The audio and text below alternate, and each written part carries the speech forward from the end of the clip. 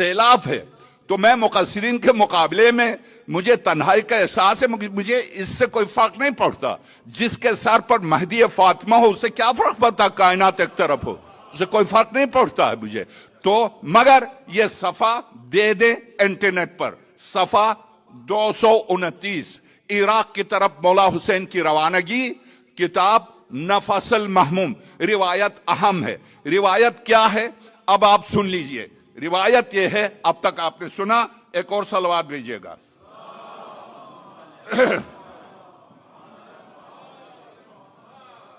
अब इब्न अब्बास से रिवायत है, अब्दुल्ला इब्न अब्बास से रिवायत है, मुफस्सिर कुरान से रिवायत है, शागिर्द अली से रिवायत है, शागिर्द पैगंबर खुदा से रिवायत है। अहले सुन्नत की जितनी तफासिर में जो रिवायात है उसके बानी अब्दुल्ला इब्न अब्बास हैं। अब्दुल्ला इब्न अब्बास से रिवायत है, कहते हैं जब मौला हुसैन मक्के को छोड़ के खाने काबा से करबला की तरफ निकल रहे थे, मैं साथ खड़ा था, मैं मौला हुसैन के साथ खड़ा था। जाहिर है चाचाजाद भाई थे, यानी हजरत अब्दुल्ला हजरत अब्बास के बेटे थे। तो मौला कायनात मौला हुसैन के यानी चाचा होते थे, मौला हुसैन के, मौला अमीर अल-मोमिनीन के चाचादाद भाई थे। तो मौला हुसैन की क्या हुए, चाचा हुए। अब्दुल्ला इब्न अब्बास मौला हुसैन के चाचा होते थे, मौला हुसैन के साथ खड़े थे। तो अब अब्दुल्ला इब्न अब्बास कहते हैं, क्या कहते हैं कि रिवायत है, अब्दुल्ला इब्न अब्बास से रिवायत है, उन्होंने कहा कि मैं इमाम हुसैन को ख्वाब में खाने काबा के दरवाजे पर देखा। मैंने इमाम हुसैन को खाने काबा के दरवाजे पर देखा। इससे पहले कि आप इराक की तरफ मुतवज्जह हों कि जिब्रील का हाथ उनके हाथ में है और जिब्रील पुकार पुकार कर कह रहे हैं, जिब्रील पुकार पुकार कर कह रहे हैं, जिब्रील पुकार पुकार कर कह रहे हैं, आओ आओ अल्लाह की बैअत करो।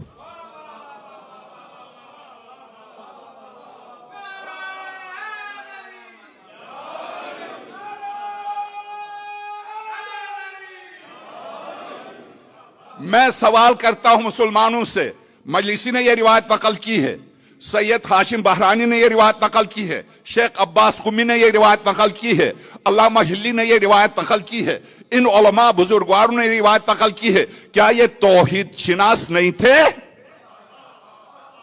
क्या ये तौहीद परस्त नहीं थे? क्या ये मुशरिक? पहला सवाल।